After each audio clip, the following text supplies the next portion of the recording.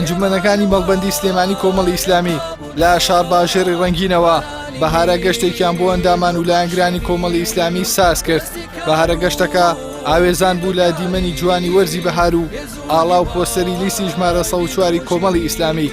ئامانجەکەشی ناساندنی زیاتری لیستە پرتەقاڵیەکە بوو بە هاوڵاتیانی ناوچەی شارباژێر. ڕاستی لەم ڕێگاوە لەم کاتا داواکەین لە جەماوەری کوردستان و لە دۆست و لایەنگران بەڕاستی زیاتر هەوڵدەن بۆ لیستی 104 کۆمەڵی ئیسلامی.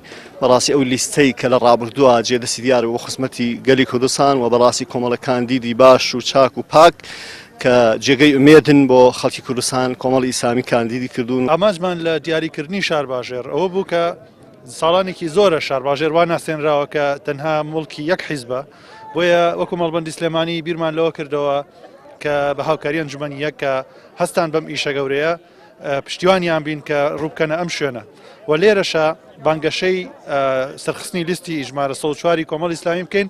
ڕۆژی هەینیە هاوکاتە لەگەڵ کاتی بانگەشە بژاردنەکانی 104 ئەم بەهارە گەشتەمان ساز کرد بە منتیقەی شارباژێر.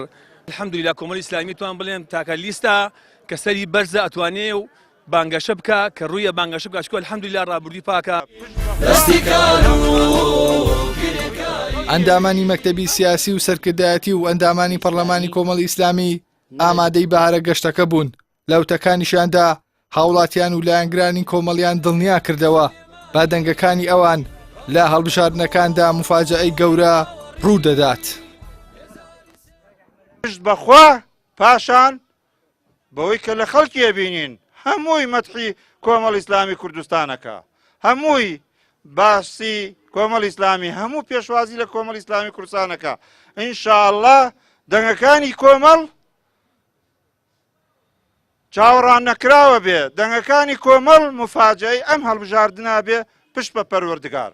جوودی خۆمانەکەین، هەوڵی خۆمان دەدەین، خزمەتێک مەم خەڵکە ڕەشوڕوتە بکەین، چی کاوانە نوێنەریان نەبن، خەڵکێک نوێنەریان بێ کە لەخوا ترسێ خیانەت لەخوا و لە خەڵک ناکە، دواتریش ئەوانیش دوورخەینەوە لەو حاڵەتەی کە تیابوون پێشتر کە دەنگیان داوە بە کەسانێک زوڵم مستەمیان لێ کردوون، پێیان بڵێن بەدیلێک هەیە و گۆڕانکاری لە پێشەوەیە، هیچ گۆڕانێکیش بێماندووبوون نابێ. ئەگەر ئەوان شەرم بکەن لەوەی کە بڕۆن بە خەڵک بڵێن کاکە دووبارە متمانەمان پێ بکەنەوە، ئێمە شەرم ناکەین.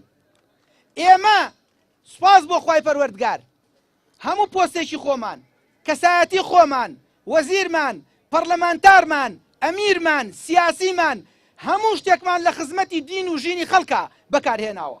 ئێستا کۆمەڵی ئیسلامی نە لە ژێر فشارە نە لە ژێر ئیغرایە، هەڵوێستی خۆی نەگۆڕیوە، قەناعەتی خۆی بردۆتە پێش وەتوانیوێتی ئەمە پێشکەش بکا کە ئێستا هەیە. کۆمەڵی ئیسلامی توانی لە تاقیکردنەوە قورسەکە دەرچێت، داقیکردنەوەی ئەوەی کە توانی لەبەرەی خەڵکە بمێنێتەوە، توانی داکۆکیکارێکی گەورە بێ لە ئازادی خەڵک، لە قوتی خەڵک.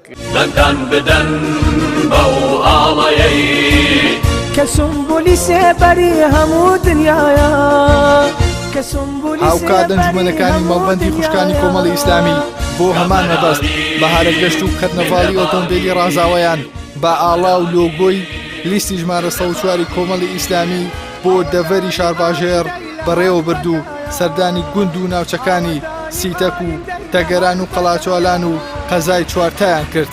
پەیامی پشتیوانانی لیستی کۆمەڵی ئیسلامی بۆ هاوڵاتیان ئەوەیە دەنگ بە کەسانی ڕازگۆ و دەستپاک و بوێری وەک کاندیدانی کۆمەڵی ئیسلامی بدەن، بەو پێی سەربەرزن بە هەڵوێستەکانی ئێستا و ڕابردوویانەوە.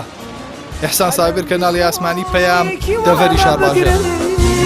ئەلەندی خۆر لە ناو ئاسمانی چاودانە بە چەشنێکی وا ڕابگرن نەبوو دۆزی بێتوانایی لەسەر چاو شێوی تەمەن